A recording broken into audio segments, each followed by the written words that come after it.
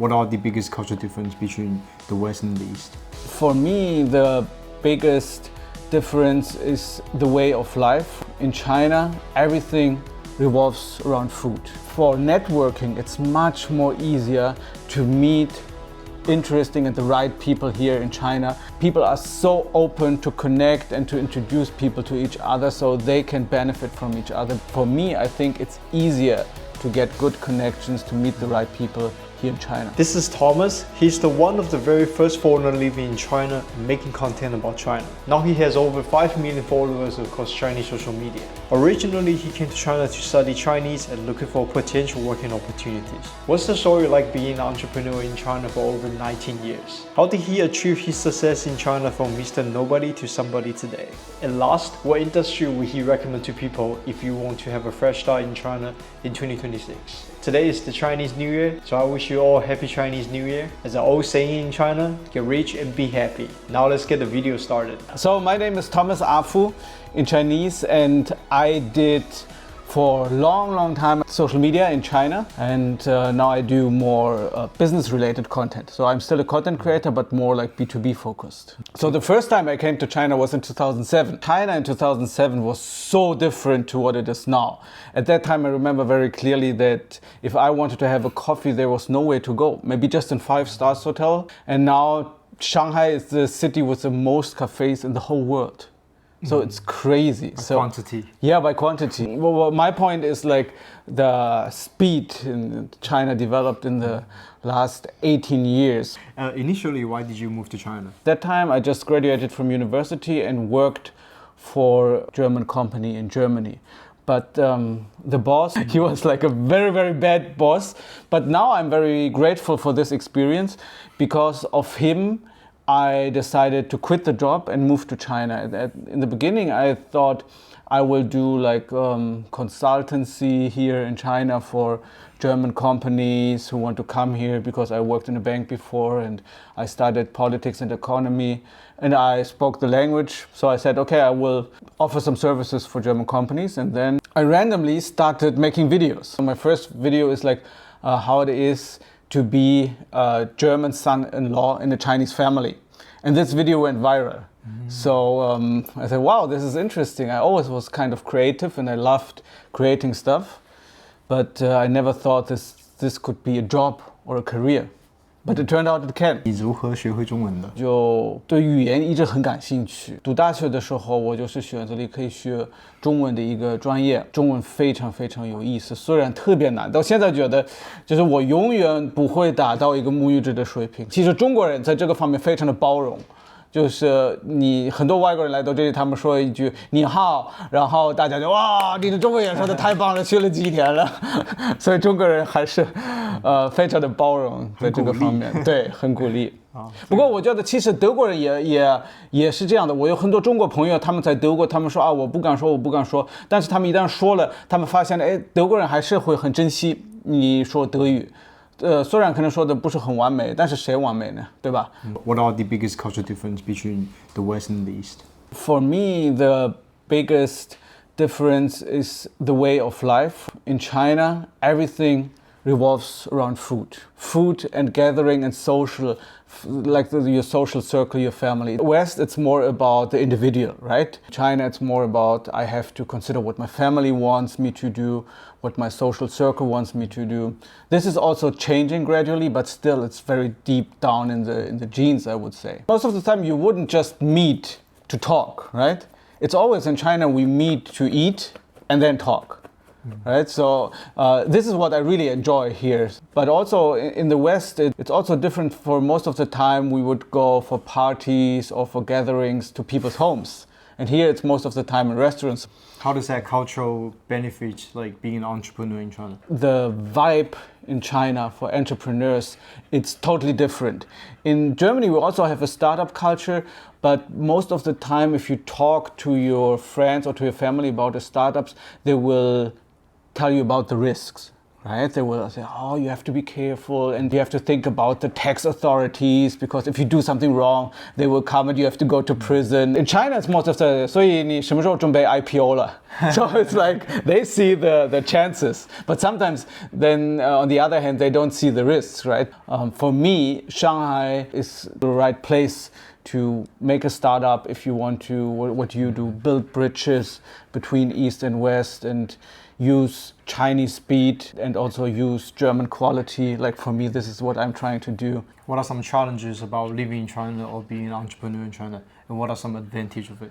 It's very hard to just rely on you as a foreigner, as a foreign face. Even if I have a huge Chinese network, I speak the language, but sometimes you still need Chinese people to really succeed. Like when dealing with authorities, when dealing with all the regulations and laws, it's very helpful to have a Chinese partner. But the advantages is that everything goes so fast. Would you feel like in China there's more networking like compared to the West? For networking, it's much more easier to meet interesting and the right people here in China.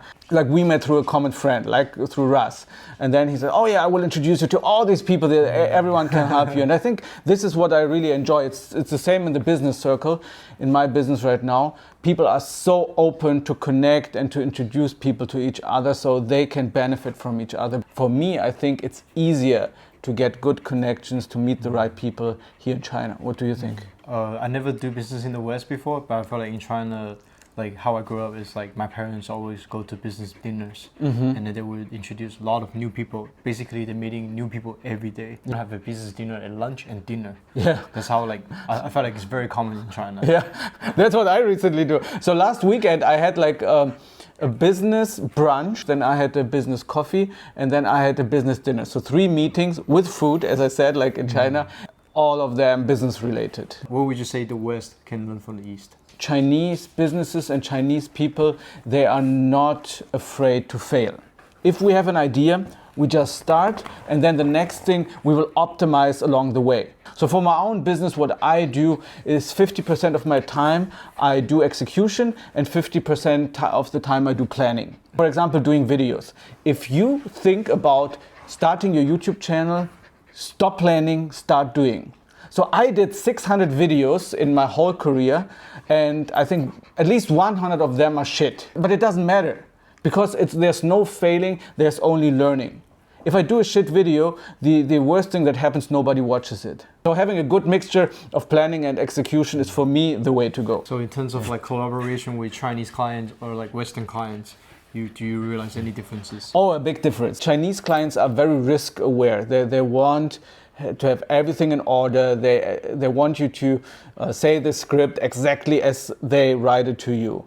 But then in the West, like this was the German company, I talked to them, they were thinking for a little bit and they said, okay, let's do it. We trust you. We trust your feelings. We trust your gut. And then we did it and it was a huge success.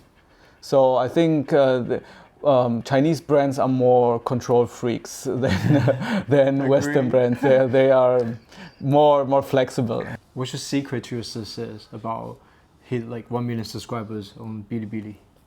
I think persistence. The one thing I learned is just keep on posting, because you never know which video will go viral. Improving every day, improving with every video, and then just keep on going. Because I had in 2016, when I started doing videos, there were so many creators, Chinese ones, foreign ones who started with me, but most of them, they just stopped after a couple of months. Or after a year, because there are so many setbacks when you do video. You spend so much time in it, you love the video, then you post it and nobody watches it. I think you know how I feel, right? Yeah. But if you can keep on posting, then you will succeed sooner or later. But and you already succeeded. Your views are great. 不要谦虚，不要谦虚，真的。So we recently started China Creator Hub. It's for people, worldwide people who is making content about China. So we have a WeChat group, and you also start your Entrepreneur Creator Hub, something like that. So later we're gonna align together. Yes. We're gonna host events together. So guys, you can looking forward. So what would be your advice for younger content creators who's like wanted to get into content creation industry? What would be your advice? So from scratch is, as I said, start doing it. Stop planning and start doing. I had so many friends who talked to me and said, oh, I love what you're doing. I also want to do content creation. What kind of equipment should I buy? How should I do this? How should I do that? And I told them, just start. The first videos I did, the ones that went viral, I just shot it on an iPad. And it was like so bad quality. The sound was shit, the image quality was shit, but it went viral because the content was good. I edited it on Movie Maker. There was this one free software on my iPad, like Movie Maker. So I didn't have any equipment, I didn't have anything good. Sure, you have to upgrade after time to make it very nice and appealing for the audience, but it's not the most important thing. It's Casey Neistat, do you know Casey Neistat? Yeah. Like the most famous YouTuber, vlogger on YouTube. And there was one video that really impressed me. Still think about one sentence he said in this video. He said, nobody wants to see your drone shots. The story of a video is the most important thing. The point you want to make. If you just post a video with nice drone shots, it will never get viral, you know, because people want to see people. People want to see a story.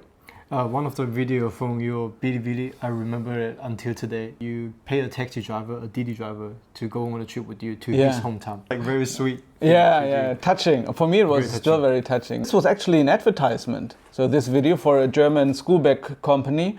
And this is also a good example to show how important storytelling is. You can make ads, you can make commercial content, but if you have an idea, learn how to tell a good story, how to make it in a good package, then even advertisements can go viral. And number two is try to be as authentic as you can be. For sure, like when the camera is on, I'm a little bit different. I have this kind of persona for a video, right? But I still try to be as authentic as I can be, and don't try to be perfect in the videos. Every time I had like some mistakes in the videos, or some bad Chinese, or something fell down, I would always put it in the videos because people love to see it. People also love to see that you're a human being. You make a 5-year plan instead of a 5-week plan. Because if you say, okay, I have a plan for 5 years, in 5 years I will be there, you are not very likely to give up after 5 weeks if you have a lot of setbacks. Anything you need to be aware being a creator in China? It's like money-wise, not talk about politics. Times now changed. At my time, most of the brand deals I did were like 1-time or 2-time collaboration. So they have a budget. For example, they pay you 2,000 RMB, and then they say, okay, you do one video and you put our brand, our product inside. That's okay. But nowadays they more want to see an ROI, so in return on investment in your video. So I spent 2,000 RMB and I want to at least make 2,500 RMB back. Now it's more like 带货, like selling stuff, and it's not that they have these big brand deal budgets anymore. I think these times are kind of over. What do you think? How do you make money nowadays with social media? I think like unfortunately most of the brand I collab with, like either Western or Chinese brand, is like 1-time collaboration. Almost never happen like reach out, like collaborate again. But I think if you want to be a content creator, talk about China, you definitely 100% should post on Chinese platforms. My tip would be, if you post something, just post it on all the platforms. Because what I see now when I scroll through TikTok, there's like a lot of Chinese content on TikTok, or the Western TikTok, right? And there are also people who don't speak Chinese, they're watching this content. The hardest thing about doing a video is producing this video. Then posting it, it's very easy. So if you have this video, why don't post it on all the platforms? So, because there's like a huge Chinese speaking audience outside of China, but they maybe don't necessarily watch Douyin or Xiaohongshu, they're on TikTok or YouTube. So just put your content out there to reach more people. I remember you told me you post on 21 platforms. Yeah. 20. Oh, at that time, when I just started, there were so many platforms like PPXia, Li Shipping, like these are not even there. So you've been a content creator in China for the past 10 years, and now you upscale your business into a new thing. So would you like to share with people like what are you doing right now? Sure. So my main business now is called Asia Bits. So I focus out there is a problem that people in the West don't understand what's going on here in China and Asia in general. Maybe German media, they write every 2 weeks something about China.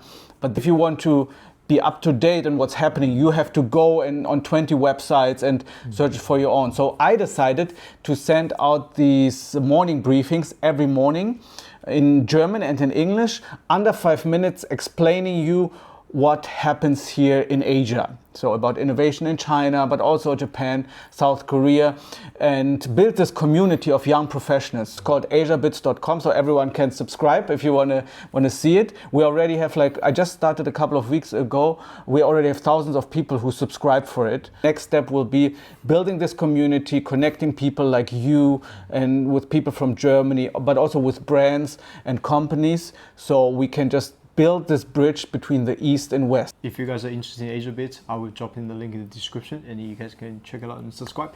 Like, what would be a piece of advice for entrepreneurs nowadays? They want to start from scratch. Oh, so hard for me because I just started and I don't feel that I'm in the position to. No, you are. You're like the starting like second project. Yeah, that's true. That's true. The second. So like, why they should do it in China? As I said, the speed here is unbelievable. Vibe of innovation, it's, for me, it's so different than in Germany, like everyone supporting each other. And if you have a good idea on how to start, now is the right day. I heard a lot of people complaining, especially Germans who have been here a long time. They said, oh, China business is not as good as it was before.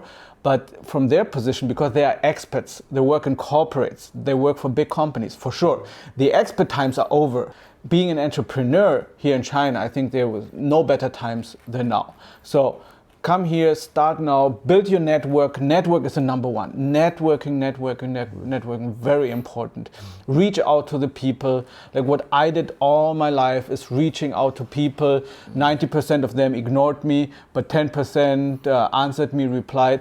Then I got to know him or her, and then they introduced me to other people. Whenever I have a problem, at least I have contact in my WeChat or a phone number. I can call and ask for advice. And sometimes someone just giving you advice is much more important than money or other resources. So is 2026, is it too late to start doing content? Oh no, it's never too late. Also, there's never the right time to do anything.